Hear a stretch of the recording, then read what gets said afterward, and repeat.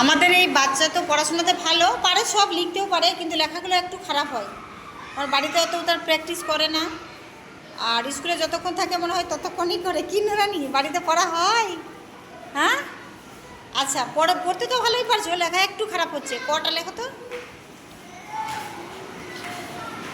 হ্যাঁ, তুমি যে এইভাবে লিখছো এইভাবে কিন্তু ঠিক নয়।